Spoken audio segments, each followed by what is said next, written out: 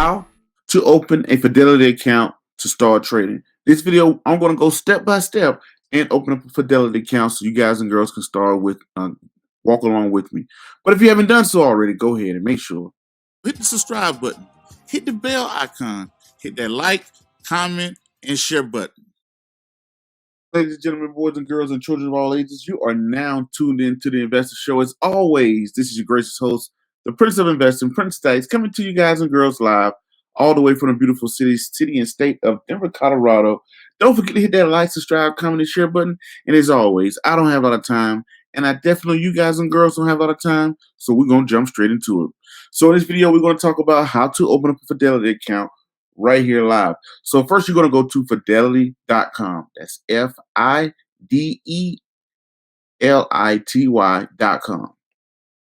Now, once you get to the website, you're going to strip it to the top where it says open an account.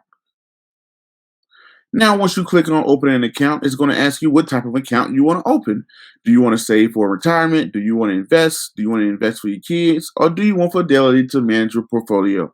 This video, we're going to talk about opening up our own brokerage account. I want to get in here and buy and trade some stocks like I seen all my friends and buddies doing.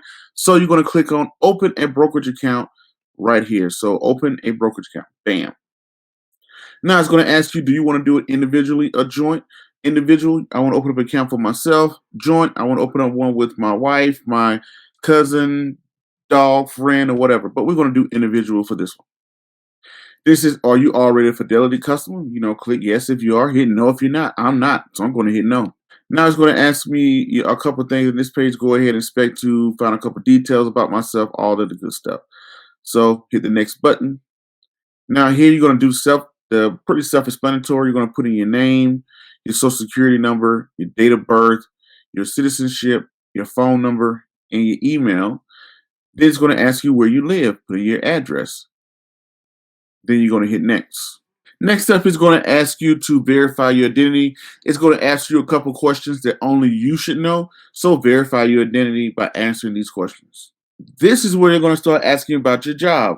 Are you employed? Yes, no, unemployed, things like that. So this is where you're going to put your employment status. If you are employed, it's going to ask you your employee detail. It's going to know your occupation, your company's name, all of the good stuff like that. And it's going to ask you about your association. Whether do you have a family, a member, or a friend that works deep inside of a company? Pretty make sure there's no insider trading, that you're not doing any favorable type of things. If you are, you hit yes. If you're not, hit no, which myself, I'll be hitting no. And then you're going to hit next. So then it's going to ask you for your account details, where this is kind of the one, your core option. Do you want to use the government money market, like the uninvested cash, like money? Once I put $100 into my account, and let's say if I buy a stock that costs $5 and I have $95 left over, what do you want to happen with that $95? What do you want that cash to do? Do you want that cash to be in a government money market? Do you want that cash to be in a treasury money market?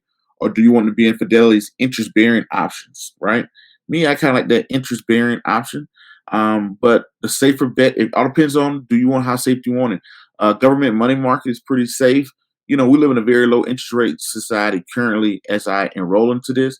So that's pretty much what you're going to go through. So that's what I'm going to select.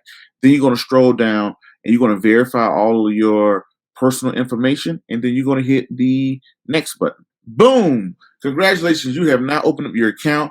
All you have to do now is create a username and password, and to create a username, a password, and a security question. So go ahead and type in a username, password, and a security question. Boom! It tells me my username and password is now established, and now I can log in. Congratulations, you have created your Fidelity account.